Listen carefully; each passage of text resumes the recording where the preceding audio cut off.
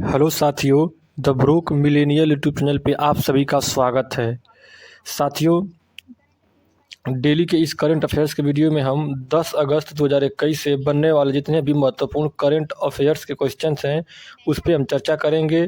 पहले हम 10 क्वेश्चन को फुल डिटेल में पढ़ेंगे, उसके बाद इन क्वेश्चनों का हम रिवीजन करेंगे और रिवीजन करने के बाद स्टैटिक के प्रश्न देखेंगे। स्टैटिक के बाद कल वाले प्रश्न को देखेंगे, ठीक है, टेस्ट लगाएंगे। तो आप वीडियो में अंत तक बने रहिए। पहला प्रश्न है, नेपाल देश के नए प्रधानमंत्री कौन बने हैं? इसका आंसर बी से हो जाएगा केपी शर्मा ओली। अभी केपी शर्मा ओली को नेपाल देश का नया प्रधानमंत्री नियुक्त किया गया है। अब आइए इसके बारे में इंपॉर्टेंट पॉइंट चर्चा करते हैं। तो हाल ही में शेर बहादुर देउबा नेपाल के प्रधानमंत्री बने थे, परंतु अब बहुमत हासिल करने में असफल रहे, इसलिए केपी शर्मा ओली को फिर से प्रधानमंत्री बनाया गया है। इसको ध्यान में रखेंगे। आगे देखते हैं, केपी शर्मा ओली शेर बहादुर देउबा की जगह लेंगे। अब नेपाल देश की बात है, तो आइए नेपाल देश के बारे में जानते हैं। तो नेपाल भारत का पड़ोसी देश है और एशिया महाद्वीप में स्थित है, जैसा कि अब आप सभी जानते हैं। और नेपाल देश की जो राजधानी है ये है काठमांडू, और नेपाल देश की जो करेंसी है वो है नेपाली रुपया। और नेपाल के राष्ट्रपति हैं विद्या देवी भंडारी, और नेपाल के प्रधानमंत्री अभी नियुक्त हुए हैं केपी शर्मा ओली। नेपाल भारत के 5 राज्यों का छूता है: उत्तराखंड, उत्तर प्रदेश, बिहार, पश्चिम बंगाल और सिक्किम। आइए अगली पॉइंट देखते हैं। तो दुनिया की सबसे ऊंची चोटी माउंट एवरेस्ट, जिसकी ऊंचाई 8,848.86 मीटर है, यह भी नेपाल में स्थित है और इसे नेपाल में सागर माथा के नाम से जाना जाता है। साथियों, ये बहुत इंपॉर्टेंट है, सागर माथा। ये कई बार पूछा गया है कि दुनिया की जो सबसे ऊंची चोटी माउंट एवरेस्ट है, इसे नेपाल में किस नाम से जाना जाता है? तो आंसर होता है आपका सागर माथा। अगला पॉइंट देखते हैं। नेपाल की सबसे लंबी नदी कर्णाली नदी, और भारत का कौन सा राज्य नेपाल के साथ सबसे लंबी सीमा बनाता है? तो आपका आंसर हो जाएगा उत्तर प्रदेश। अगला पॉइंट देखते हैं, महात्मा बुद्ध का जन्म कहाँ हुआ था? तो लुम्बिनी, नेपाल में। अगला देखते हैं, सार्क का मुख्यालय कहाँ पर है? तो ये काठमांडू, नेपाल में है। नेपाल की संसद का क्या नाम है? तो राष्ट्रीय पंचायत। भारत और नेपाल के बीच कौन सा युद्ध अभ्यास होता है? तो सूर्य किरण। तो इतना ये इम्पोर्टेंट प्रश्न है साथियों इससे बनने वाले। आइए अगला प्रश्न अब देखते हैं। आईटीबीपी के इतिहास में पहली बार 2 महिला कॉम्बैट अधिकारियों यानी 2 लड़ाकू महिला अधिकारियों को शामिल किया गया है। इनका नाम क्या है? तो इसका आंसर डी सही हो जाएगा।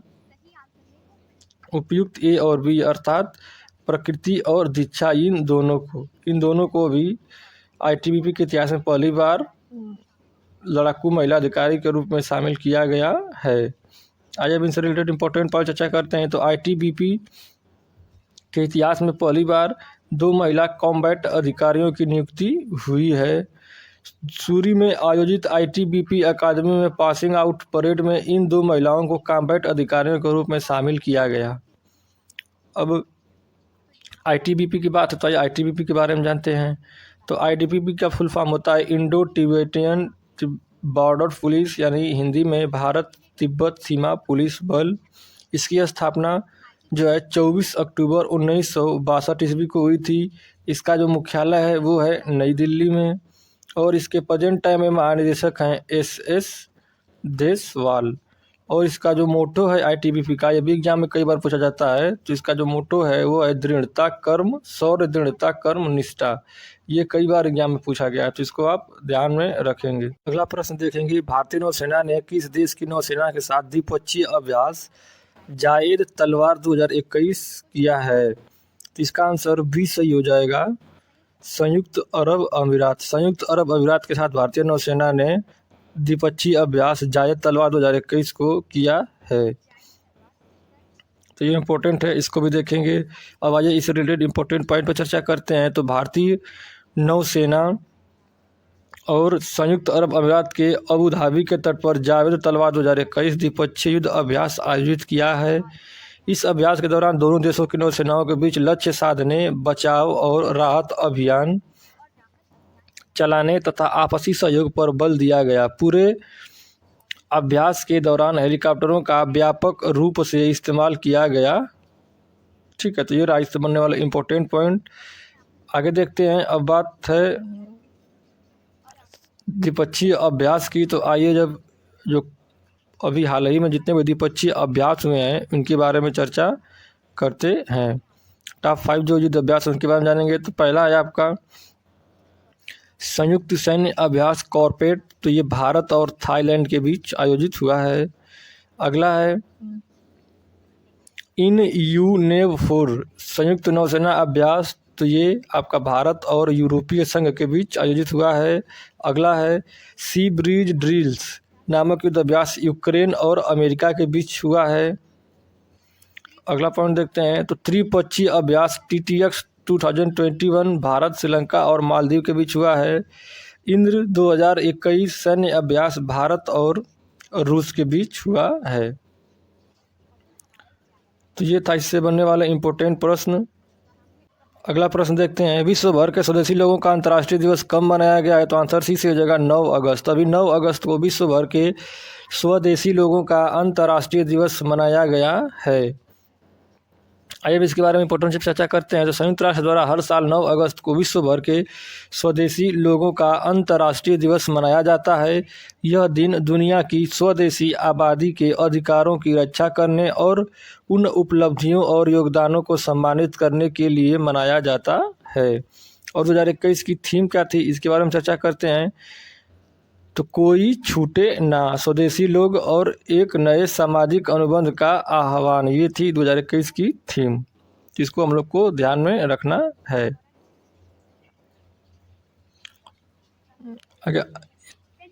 आगे देखते हैं। पिछले जो महत्वपूर्ण दिवस हैं 5 उसको चर्चा करते हैं।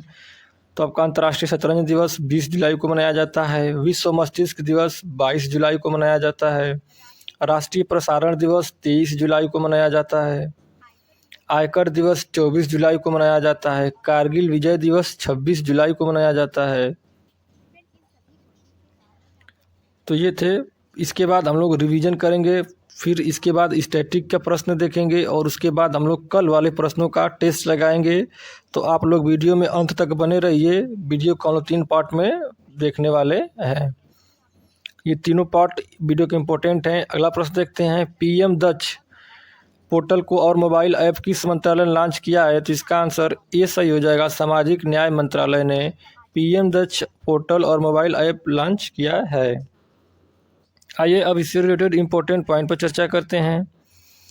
तो केंद्रीय सामाजिक न्याय और अधिकारिता मंत्री डॉक्टर वीरेंद्र कुमार ने PM दक्ष नाम से एक पोर्टल और मोबाइल एप्लीकेशन का अनावरण किया है, जिसका उद्देश्य कौशल विकास योजनाओं को लक्षित समूहों के लिए सुलभ बनाना है। प्रधानमंत्री दक्ष का मतलब प्रधानमंत्री दक्ष और कुशल संपन्न हितग्राही योजना है।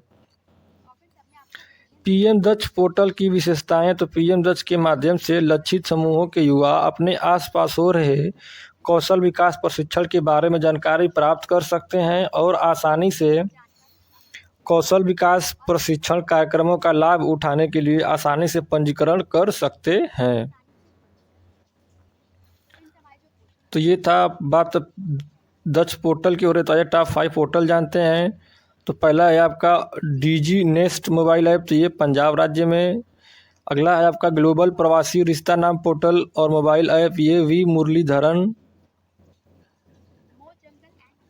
मो jungle and know your forest land mobile app, ये उड़ीसा राज्य का। और जनता दर्शन मोबाइल ऐप ये उत्तर प्रदेश राज्य का है।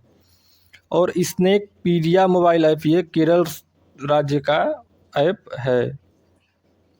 अगला प्रश्न देखते हैं। टोक्यो ओलंपिक 2020 में किस देश ने सबसे ज़्यादा पदक जीते हैं। तो इसका आंसर सी सही हो जाएगा अमेरिका। अभी टोक्यो ओलंपिक 2020 में अमेरिका ने सर्वाधिक पदक जीते हैं।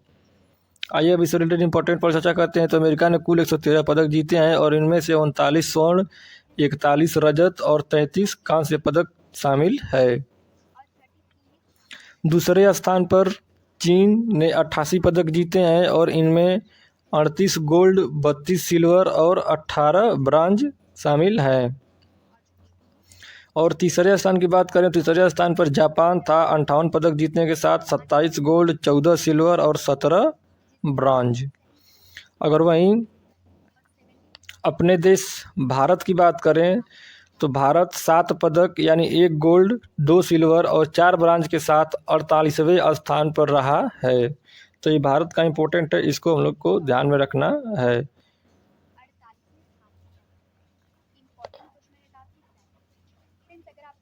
ये इम्पोर्टेंट, इसको ध्यान में रखेंगे। आगे देखते हैं।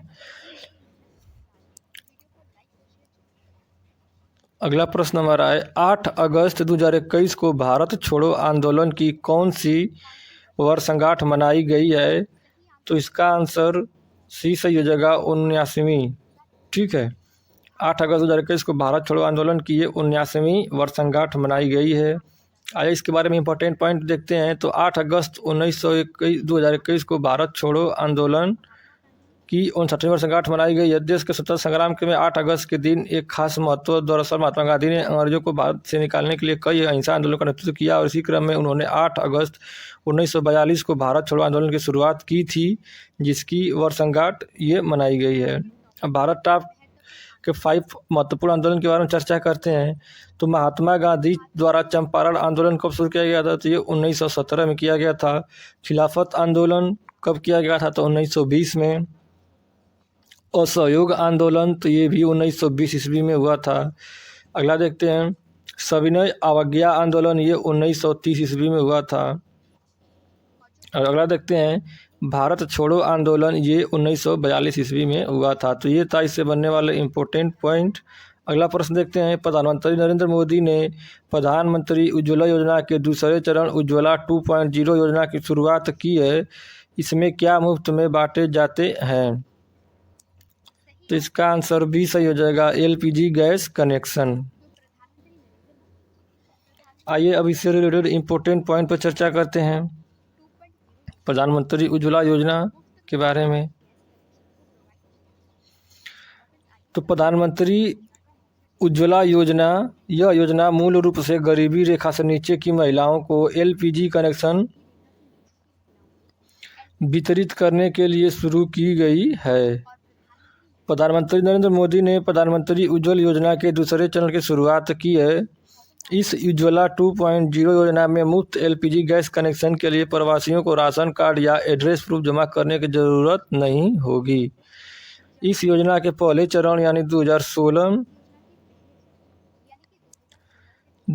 से 2019 में सरकार ने 8 करोड़ परिवारों के LPG कनेक्शन मुहैया कराए थे। तो ये था इससे रिलेटेड इम्पोर्टेंट पॉइंट। अगला प्रश्न देखते हैं। उत्तराखंड सरकार ने किसे महिला सशक्तिकरण और बाल विकास विभाग का ब्रांड एम्बेसडर बनाया है? तो इसका आंसर बी सही हो जाएगा, वंदना कटारिया को। अभी ये महिला हॉकी प्लेयर है वंदना कटारिया को उत्तराखंड सरकार ने महिला सशक्तिकरण और बाल विकास विभाग का ब्रांड एम्बेसडर बनाया है। आइए अब इससे रिलेटेड इम्पोर्टेंट पॉइंट पर चर्चा करते हैं।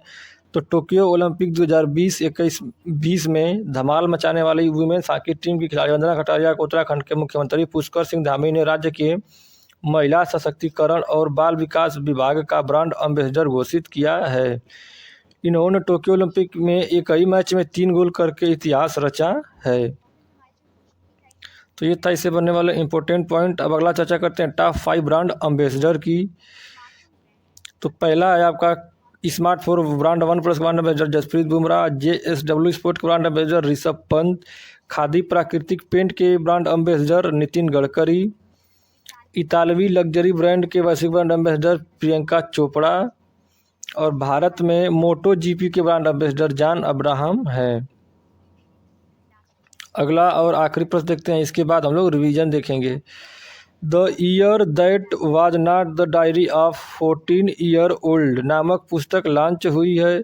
यह पुस्तक किसने लिखी है? तो इसका आंसर से जगह बिस्रा जैन ने। वृषा जैन ने अभी the year that was not the diary of 14 year old नामक पुस्तक को लिखा है। तो इसका आंसर से जगह वृषा जैन। ये इंपॉर्टेंट बुक है, इसको ध्यान में रखेंगे। अब आइए इंपॉर्टेंट पर, इस पुस्तक का विमोचन वयोवृद्ध अभिनेत्री शबाना आजमी ने किया है।